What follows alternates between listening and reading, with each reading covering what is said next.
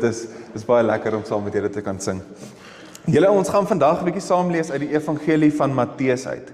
En ons gaan lees van hoofstuk 13 af, vanaf vers 1 tot 9, en dan gaan ons weer bietjie later in die hoofstuk van vers 19 tot en met vers 23 saam lees. Nou julle gaan sien, dit is die gelykenis van die goeie saad. Ek dink dis hoe dit in meeste Bybels die opskrif staan. Maar as ons bietjie meer gaan kyk, dan sien ons dis eintlik om net te sê dit gaan net oor die saad, of dit gaan net oor die grond, of dit gaan net oor die saaier, is eintlik glad nie, ek wil sê genoeg nie. Dis eintlik die gelykenis van, as ek nou baie plain kan sê, die gelykenis van boer. Dis waaroor hierdie gedeelte gaan. So ons gaan 'n bietjie daai uit saam lees en ons gaan kyk, dis Jesus wat self aan die woord is, wat leer hy vir ons vandag. Terwyl ons so sit, kom ons sluit die oë voordat ons uit die Heilige Skrif uit lees. Almagtige God, Here, ons kom nederig na U toe. En ons kom vra dat U asseblief ons vandag deur hierdie skrifgedeelte wat ons gaan saamleef, sal kom onderrig, Here.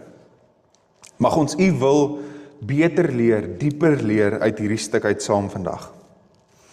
Here, soos wat ons in hierdie gedeelte nou gaan saam lees, waar ons lees dat U woord die saad is, vra ons dat U ons vandag sal verseker dat hierdie saad in ons harte sal wortel skiet.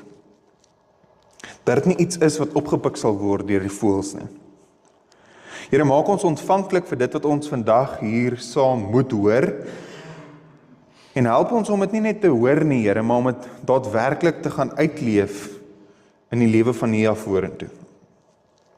Praat, Here, U dienaars luister. Amen. Ek lees dan vir ons Matteus 13, 1 tot 9 en dan 19 tot 23. Nou is my hande so koud, my papier wil nie omgaan nie. Matteus 13, vers 1 tot 9. Daardie selfde dag het Jesus, nadat hy van die huis vertrek het, langs die see gaan sit. 'n Groot skare het om hom saamgedrom, sodat hy in die boot geklim het om daar te gaan sit. Die hele skare het op die strand bly staan. Hy het dikwels met hulle deur gelykenisse gepraat. Hy het gesê, kyk, 'n saaier het uitgegaan om te saai. Tydens die saaiery het 'n deel van die saad langs die pad geval en die voëls het gekom en dit opgepik.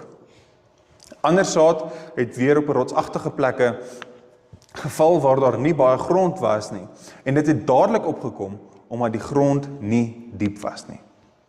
Maar toe die son opkom, is dit verskroei. Omdat dit nie wortel geskiet het nie, het dit verdroog. Ander saad weer het tussen die dorings geval en die dorings het opgekom en dit verstik. En nog ander het op goeie grond geval en dit het opbrengs gelewer, party 100, ander 60 en ander 30voudig. Laat die wat ore het, luister. So dit is ons eerste gedeelte vir die dag. Maar as ons nou verder lees, dan lees ons Matteus 13, 19 tot 23. En in hierdie tweede gedeelte verduidelik Jesus self bietjie hierdie gelykenis aan ons. Wanneer iemand die woord van die koninkryk hoor en nie verstaan nie, kom die bose en roof wat in sy hart gesaai is. Dit is die saad wat langs die pad gesaai is.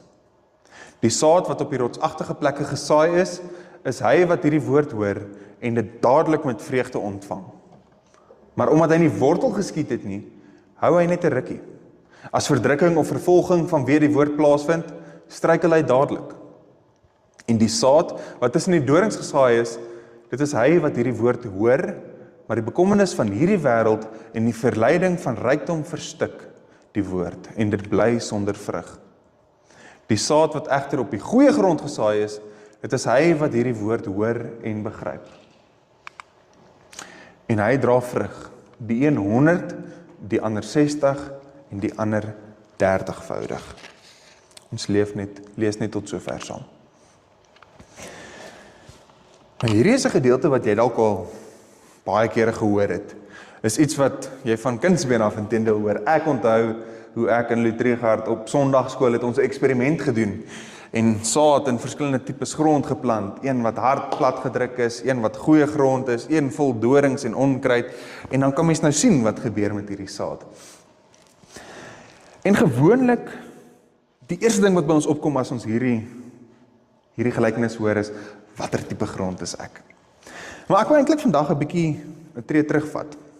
Want dit is 'n belangrike vraag. Dit is 'n kardinale vraag om te vra watter tipe grond is jy? Maar ek wil 'n tree terugvat en sê kom ons kyk 'n bietjie na die saaier wat so wyd en suid saai. En kom ons kyk ook na die saad wat hy saai. En dan natuurlik ook na die grond. Want as ons dit doen, dan kan ons uiteindelik agterkom wat gebeur met hierdie saad wanneer dit op die grond kom, ongeag watter tipe grond dit is.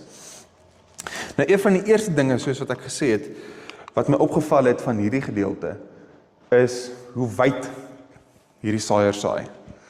Nou, mens kan eintlik al sê hy is moedswillig en hy gooi net saad oral. Maar dit is ook nie eintlik presies wat gebeur nie. Want die saaier saai wyd. Hy het hom met die hand gevat en hy het gestrooi. Ons sien nou dat dit op 4 verskillende grond geval. Op grond wat nie diep is nie, op grond wat 'n pad eintlik half is, tussen dorings en op goeie grond. So die saaier saai. Dit is die eerste ding. Maar wat ons moet verstaan is hoe die boere daai tyd gewerk het. Nou, eerstens, ons sien onmiddellik, dis nie hier dat hy ploeg nie die grond om en dan saai hy nie. Want dis nie hoe dit daai tyd gewerk het nie. So ek gaan nie nou te veel daarvan maak nie, maar mens kan die redenasie maak, maar as hy net geploeg het, dan wat dan? Dan sê dit ons baie beter gewerk het.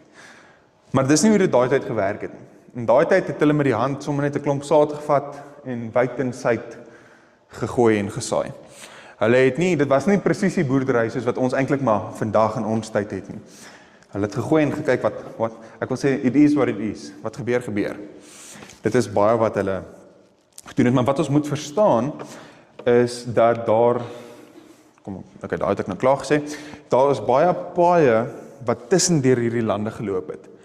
Want dit was nie hoe kan ek sê, hulle erwe was nie soos in ons tyd so mooi uitgemeet en gesê, okay, hier is waar dit nou stop en jy mag nie op my grond kom nie. Nee, dit was eintlik maar half oral gewees. En so het dit dikwels gebeur dat mense deur lande letterlik gestap het om by sekere plekke uit te kom. So daar was paaie tussen deur hierdie saad wat gesaai is, tussen deur die land waar dit gesaai is. Nou, 'n ander ding wat ons moet onthou, as ons net praat van die konteks van hierdie, moet ons verstaan, en dit is eintlik is 'n groot punt hierdie, dan moet ons verstaan dat die gemiddelde opbrengs in daai area waar Jesus nou gepreek het, as daar nou gekyk word na die gemiddelde opbrengs, of dit nou koring, olywe, druiwe, you name it, wat ook al dit is ongeveer, as dit 'n goeie opbrengs was, is dit 10, en as dit 'n slegte opbrengs was dit 7, so, mens praat van tussen 7voudig en 10voudig. Dis die gemiddelde opbrengs. Ja, hou dit maar net in gedagte, ons gaan net 'n bietjie meer daaroor gesels. Maar as ons dit nou alles in gedagte hou, en ons kyk weer na Jesus wat praat, dan sien ons, weet jy wat, Jesus praat met die mense. Hy gebruik nie een of ander vreemde vorm of vreemde vergelyking wat hulle nie mee kan aanklank vind nie. Nee, hy gebruik dit wat hulle ken en dit wat hulle kan verstaan. Dit wat hulle daaglikse lewe was. Ek dink dit is 'n belaglike persentasie, soos kom ek sê 95% of iets soos dit, van die mense wat bestaansboerdery gedoen het, van die ouens wat na Jesus sou kom luister het, dit is nou by die meer van Galilea. Dit is so baie mense, dit is hulle werklikheid. En Jesus kom en hy praat met hulle deur hulle werklikheid. Dit is die eerste ding wat ons moet sê, is Jesus gebruik vergelykings en gelykenisse wat hulle ken, wat hulle mee aanklank kan vind. Hy praat met die mense in hulle konteks. Dit is 'n belangrike ding. Nou moet ons onmiddellik sê, okay, as ons nou gaan kyk na die gelykenis, want 'n gelykenis is eintlik maar 'n groot vergelyking, wat is besig om in hierdie gelykenis te gebeur? Nou die eerste is, ons moet die vraag vra, wie is die saaier, wat is die saad, en wat of wie is die grond? As ons daai 3 goed het, dan het ons die minimum van wat mens nodig het vir hierdie gelykenis. Nou as ons dan nou gaan kyk, dan sien ons dat, weet jy wat, die saaier is God self. Die saaier is God self, dit is niemand anders as God self nie. Dit is hy wat kom en hy saai. En die saad wat hy saai, is die woord van God. So, God is die saaier, hy is die een wat tussen deur die land loop en die saad saai, en dit wat hy saai, is sy woord. Okay, so nou het ons die saaier en ons het die saad, en nou moet ons net agterkom uit die konteks uit, of so nie eers uit die konteks uit agter te kom. Jesus sê self vir ons, wie is die grond? Ons. Ons is die grond. Ek en jy wat hier sit, ons is die grond. Nou, daar is verskillende tipes grond. Ja, daar is die harde grond, die pad. Daar is die grond wat deurdrenk is met dorings. Daar is die grond wat nie baie diep is nie, en daar is die grond wat goeie grond is. En so het mens hierdie 4 verskillende tipes grond. Met ander woorde, as ons na hierdie gelykenis kyk, en ons sê dit in nie gelykenis taal, dan sê ons ontvang die woord van God af. Ek en jy ontvang die woord van God af. Dit is die begin en die vertrekpunt van hierdie hele gelykenis, is ons ontvang die woord van God af. En nou wil ek weer terugkeer vir 'n oomblik na dit wat ek aan die begin gesê het. Dit wat my opgeval het oor hierdie gelykenis. Hierdie saaier wat net saai. Hy sê nie, weet jy wat, ek wil nie sê doelgerig nie, is nie die regte woord nie, maar ek gaan nou baie pertinent net op die goeie grond gaan saai. Nee, wat doen die saaier? Die saaier kom en hy saai. Want die saaier wag nie vir die grond om goed te word nie. Hoor mooi wat ek sê, die saaier wag nie vir die grond om goed te word nie. Die saaier saai ongeag. Hy wag nie vir die grond nie. En so wag God ook nie totdat ons onsself nou uiteindelik regmaak vir hom nie. In die eerste plek, dis die Heilige Gees wat heeltyd teen ons gees getuig en wat met ons praat en wat ons regmaak, maar die saad kom ongeag. En met ander woorde, God kom eerste na ons toe. Hy kom eerste na ons toe en sê, weet jy wat, ek kom na jou toe. Ek is die een wat vir jou die woord bring. Op 'n ander plek sê dit die woord is lewe. So, mens kan eintlik of indirek sê, ek is die een wat lewe vir jou bring.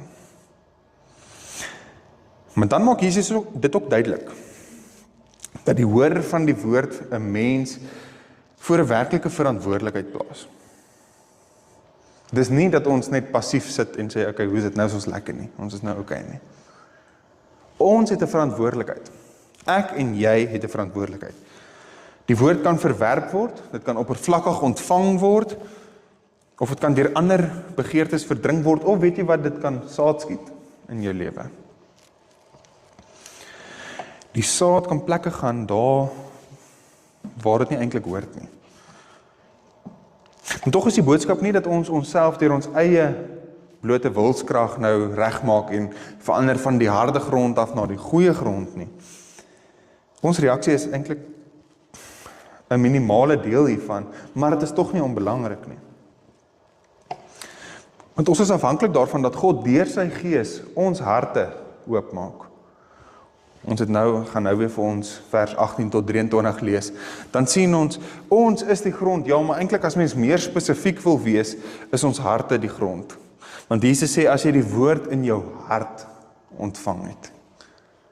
So met ander woorde, ons moet wag en ons moet bid dat die Heilige Gees ons harte sal oopmaak. Dis nie iets wat ons self kan doen nie, maar dis iets wat die Gees in ons kom doen. Want let bietjie op na wat Jesus sê in vers 18 tot 23. Daar is een woord wat konstant in hierdie verduideliking van hierdie gelykenis na vore kom. So gaan dit vir ons weer lees, kyk of jy bietjie hierdie woord kan raak sien. Wanneer iemand die woord van die koninkryk hoor en nie verstaan nie, kom die bose en roof wat in sy hart gesaai is. Dit is die saad wat langs die pad gesaai is. Die saad wat op die rotsagtige plekke gesaai is hy wat hierdie woorde hoor en dit dadelik met vreugde ontvang. Maar omdat hy nie wortel geskiet het nie, hou hy net 'n rukkie. As verdrukking of vervolging vanweë die woord plaasvind, struikel hy dadelik. En die saad wat tussen die dorings gesaai is, dit is hy wat hierdie woord hoor, maar die bekommernis van hierdie wêreld En die verleiding van rykdom verstik die woord en dit bly sonder vrug. Die saad wat egter op die goeie grond gesaai is, dit is hy wat hierdie woord hoor en begryp. En hy dra vrug, die een 100, die ander 60 en die ander 30voudig. Dan kon julle optel, daar is hierdie een woord wat konstant in hierdie gedeelte deurkom. Dit is hierdie woord hoor. Om te hoor. Want die eerste ding wat ons lees, of wat ons sien uit hierdie gedeelte uit, almal hoor die woord. As ek dit nou in die gelykenisse taal kan sit, almal ontvang die saad. Al die grond kry die saad. Almal hoor die woord. En so is die vraag dan nou nie, hoorie maar, het ek die woord gehoor nie? Die verskil lê met wat met die woord gebeur, nadat jy dit gehoor het. Wat gebeur, nadat jy die woord gehoor het? Dit is eintlik waaroor hierdie gelykenis gaan. Wat gebeur, as daai saad reeds by jou gesaai is? Gaan dit op pad val? Gaan dit op goeie grond val? Gaan dit op grond val wat vol dorings is? Of weet jy wat, gaan dit op grond val wat aanvanklik goed lyk en dan verskroei dit sodra dit bietjie moeiliker gaan. Daarom vra hierdie gelykenis nie net, het jy al die woord gehoor nie? Want ek dink in vandag se tyd kan ons baie maklik vir mekaar reguit en eerlik sê, weet jy wat, ek dink daar is bitter min mense, daar is dalk 'n paar, maar kom ek sê in die westerse wêreld, is daar min tot niks mense wat nog nie van Jesus gehoor het nie. Baie min mense het nog nie, as ek dit so kan sê, die woord gehoor nie. Ek en jy wat hier sit vandag, ons het die woord gehoor. En hoor mooi wat ek sê. Blootstelling aan die woord is nie dieselfde as om die woord te ontvang nie. Om die woord te hoor is nie dieselfde as om dit te ontvang nie. Daar is 'n groot verskil. Want God laat sy woord wyd en suid, ruim verkondig. Maar ons moenie dink, blootstelling is dieselfde as om te ontvang nie. Want 'n Bybel lees en 'n bekende woorde herken, kerkwoorde herken, is nie dieselfde as om die woord te ontvang nie. As ek dit baie kras kan sê, om jouself 'n Christen te noem en om Christus na te volg, is nie dieselfde nie. En ek weet dit is iets wat ons onmiddellik bietjie ruk. Maar dis 'n vraag wat ek en jy vir onsself moet afvra. Is ons werklik Christene? Want om 'n Christen te wees, per definisie, beteken om Christus na te volg. Of weet jy, is ons dalk eintlik hierdie grond, wat nie so diep is nie. Wat sodra daar bietjie moeilikheid kom, dan verdor ons. Om die woord, blootstelling aan die woord is nie dieselfde as om dit te ontvang nie. En so moet ons dan ook die volgende vraag vra. Hoe weet ons dan wanneer ons die woord ontvang? Wat gebeur dan? Wat gebeur as jy die woord ontvang? Die teks is baie duidelik. Dan draai jy vrug. As jy hierdie woord ontvang, en dit is iets wat jy werklik najaag, jy volg Christus na, dan draai jy vrug. Nou onthou wat ek vroeër gesê het, die standaard, die gemiddelde opbrengs van daai area is 7 tot 10 maal. Maar wat lees ons hier in die skrif? En ek sal nou daaroor praat, kom ek gaan hier aan. Wat lees ons in die skrif? Jy gaan nie 7 tot 10 maal opbrengs lewer nie. Nee, weet jy wat? Jy gaan 30voudig, 60voudig, 100voudig opbrengs lewer. Met ander woorde, wat sê dit vir ons? Dit is nie 'n menslike vrug wat jy dra nie. Dit is die Heilige Gees wat in jou kom werk, die Heilige Gees wat by jou is en wat maak dat jy vrug dra. Dit is 'n bonatuurlike vrug deur God wat in jou lewe teenwoordig is. Dit is die tipe vrug wat ons moet dra. En so is die vraag dan nie nou, watter tipe grond? Kom, ek sê dit net op die bord, dat almal kan skryf wat wil skryf.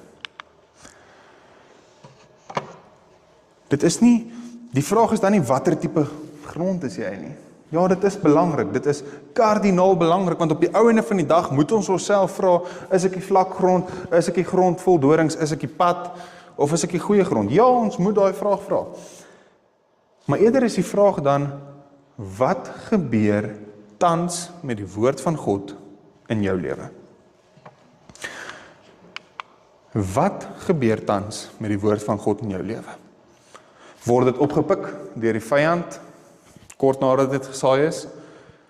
Skiet dit vinnig wortel en jy ontvang dit met blydskap, en dan, sodra die son uitkom, dan verskroei dit. Of is jy so behep met aardse dinge, dat jy verstrengel word daardeur om die woord uit te leef, na te volg, te ontvang? Of weet jy wat sê vir my?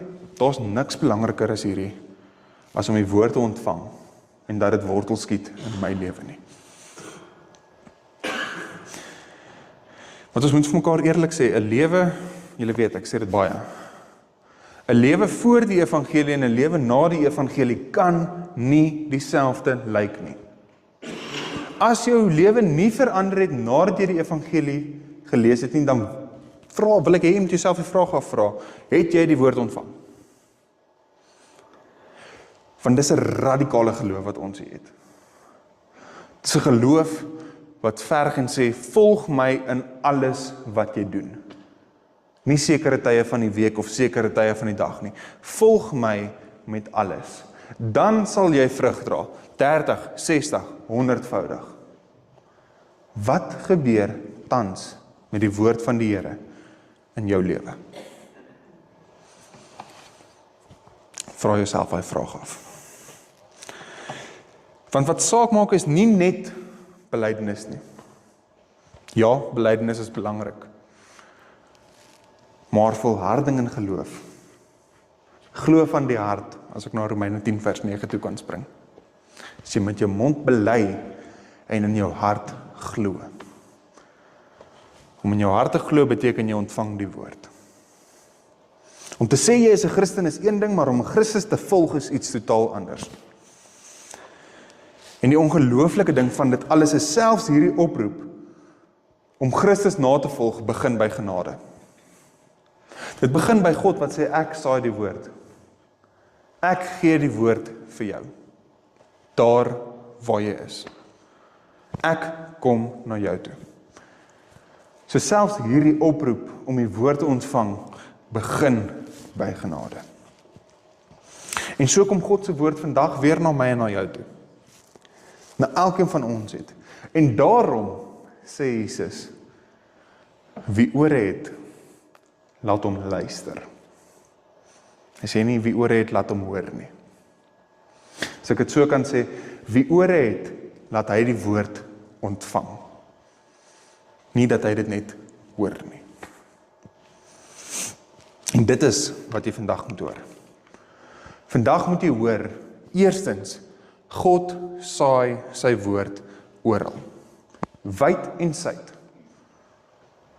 Hy kies nie sekere tipes grond en sê, nou gaan ek dit net op hierdie grond saai nie. Hy saai dit oor al 4 tipes grond. Oepsie. En jy moet vandag hoor en besef, om die woord te hoor, is nie dieselfde as om dit te ontvang nie. Dit is nie. Uiteindelik moet jy ook hoor, waar die woord wortel skiet, daar dra dit vrug. En die vrug wat dit dra, is 'n bonatuurlike vrug.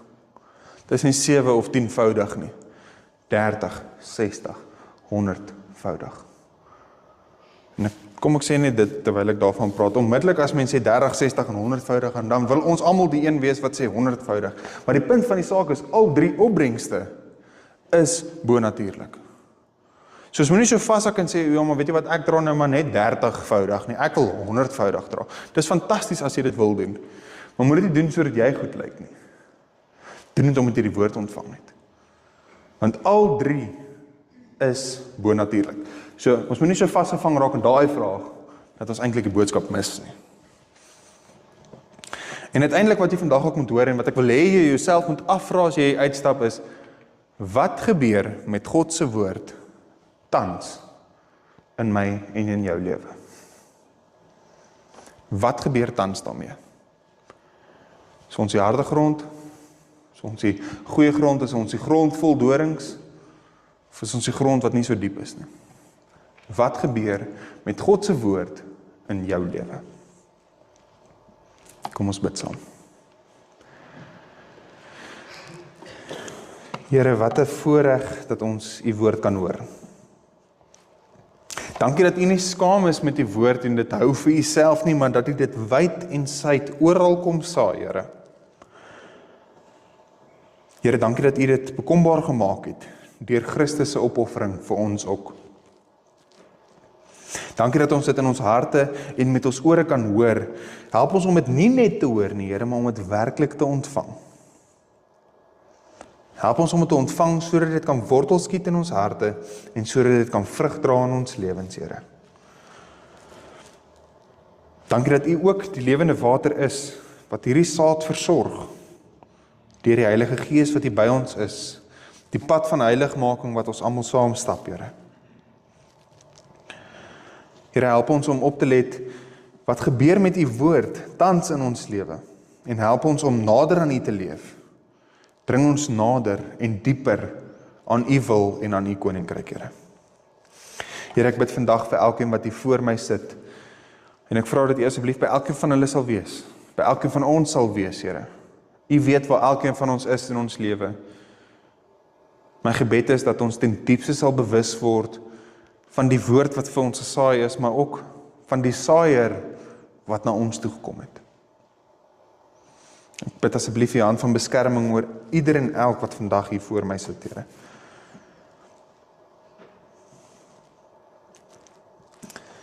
Want Here, u is die Alfa en u is die Omega, die begin en die einde, die een wat is, wat was en wat sal wees.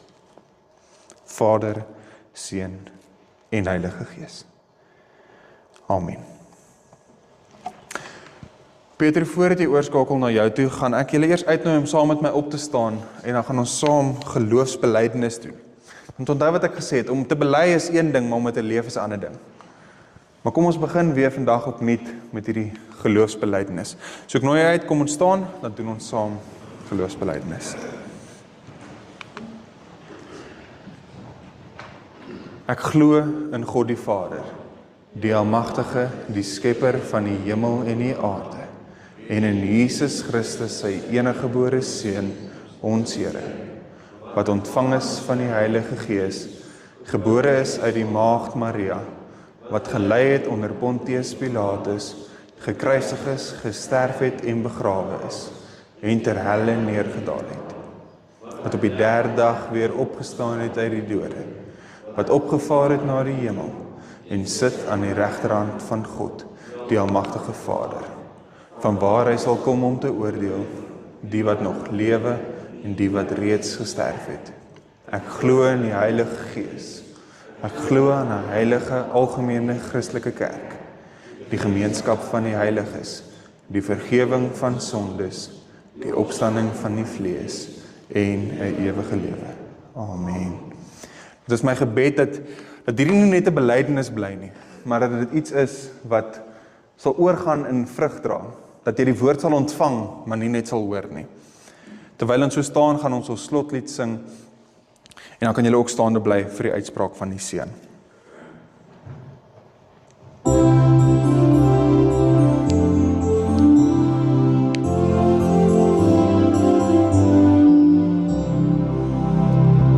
Soek allereers die koninkryk van God, soek na die wil van die Heer. Alles wat nodig is, sal die Vader dan verenig hy uit sy oorvloed. Halleluja, halleluja, halleluja,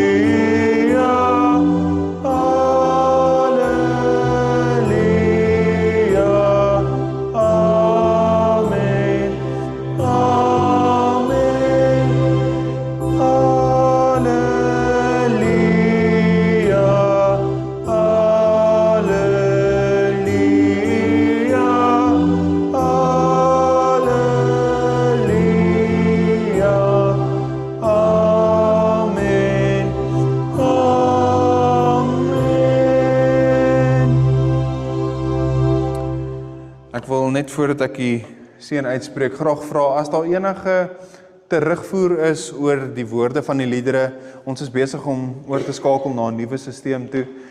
Van my kant af lyk dit goed, maar ek staan nie voor, so dit help nie vir my nie. Maar asseblief gee net terugvoer vir my daaroor, as dit nie vir jou werk nie, as dit juist vir jou werk, asseblief laat weet my net. Julle mag jy nie net die woord hoor nie, maar mag jy dit ontvang. Die genade van die Here Jesus Christus, en die liefde van God die Vader, en die gemeenskap van die Heilige Gees, sal by julle elkeen wees. Amen. Amen. Amen.